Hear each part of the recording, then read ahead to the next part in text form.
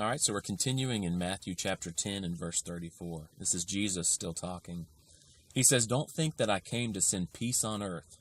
I didn't come to send peace, but a sword." Now, of course, he came to send peace between God and man. But he's saying here that he didn't come just to bring peace among men. And let's talk about that in a second. "For I came to set a man at odds against his father, and a daughter against her mother, and a daughter-in-law against her mother-in-law. A man's foes will be those of his own household. He who loves father or mother more than me is not worthy of me, and he who loves son or daughter more than me isn't worthy of me." And what I wrote in my commentary was, pursuing intimacy with Jesus creates conflict with those who are not. So if you imagine that Jesus came to set us free, imagine we're all in prison. And when Jesus came, when Jesus comes to set you free and you accept him, and he opens the door and you come out of that, let's imagine that Jesus unlocks every door of the prison. And when you walk out of that door, you're saved. Jesus offered salvation, and you trust him, and it's like you leaving that prison cell. Does that create conflict with those who are wanting to stay inside that cell? Absolutely.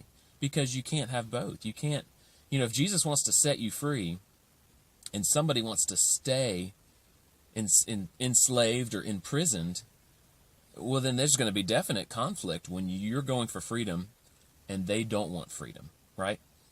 And so imagine that vision, that visual. Now, of course, we're talking about mental freedom. We're talking about the freedom of your, of your soul away from sin. And there's so many ideologies that it's not that big of a deal that if you're a Christian, they're not going to hate you. They're not going to try to kill you. But there are ideologies that they are going to try to kill you if you believe in Jesus. And a great example of that is in the book of Acts, where, you've got Saul trying to kill the early church, and then he becomes a part of the church, and then,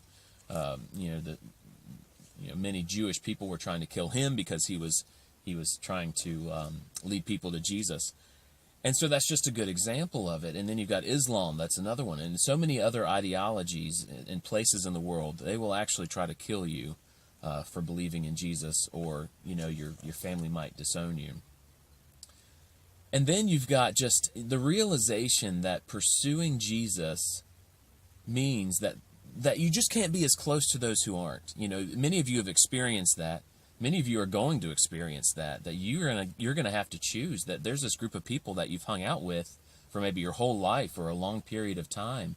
And you're going to notice that as you start pursuing Jesus, it is going to create some conflict with those relationships, because you're going two different directions in life. And you need to choose, right? Is Jesus more important to me, or is this group of people more important to me? And so that's going to lead us to the next point. So he says this in verse 38. "He who doesn't take his cross and follow after me isn't worthy of me. He who seeks his life will lose it, and he who loses his life for my sake will find it." And what I wrote in my commentary was, we have to realize that we can have God. Do you believe that? Jesus came to give us God. He is God in the flesh. Valuing anything close to him means that we do not deserve him. So what does that say about you? Is there anything in your life that's more important to God than God? And if so, then Jesus is saying that you're not worthy of him. You don't deserve him, right? And that's strong. And so what I want you to do is just realize that you are going to be, you are made for God. You're going to be most happy with God. And, it's not God by himself. You get God and his people. And that means that you're going to have to possibly lose some people in your life that they don't want to go in the direction you're going in. And you need to be okay with that. And here, I love this line, and I think this needs to be shouted from the rooftops, and this needs to be just trusted by all Christians, and Christians need to remind themselves of this. Here's the secret to life. "He who seeks his life will lose it, and he who loses his life for my sake will find it." So many people are just not enjoying their life the way they should. They don't have peace that's constant. They don't have joy that's constant. And the reason why is because their life is about everything else but God. And that can be very innocent looking stuff. It could be family. It could be friends. It could be the environment, things like that. It could be just knowledge, except for the knowledge of God, the true knowledge of God.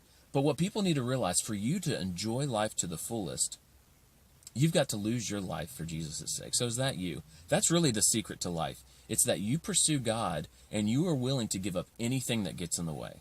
that if you have a friend or a family member that just gives you a hard time about it, you don't say, you don't stop pursuing Christ because that friend or family member doesn't want you to.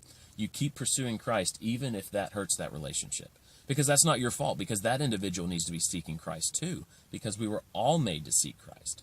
So anyway, just remember that if you're the kind of person that doesn't like conflict and you love unity among everybody, you have unrealistic goals, because everybody's pursuing different things, and you need to be pursuing Christ no matter what it costs. So I believe the most important part of growing as a Christian is belonging to a small group, getting together with people who genuinely care about you.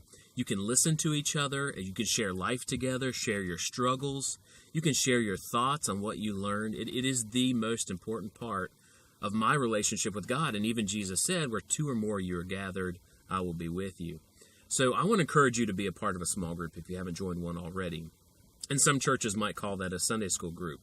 But I also, if you don't have a book or a study to go through, I really want to recommend my 100 questions every Christian should ask themselves.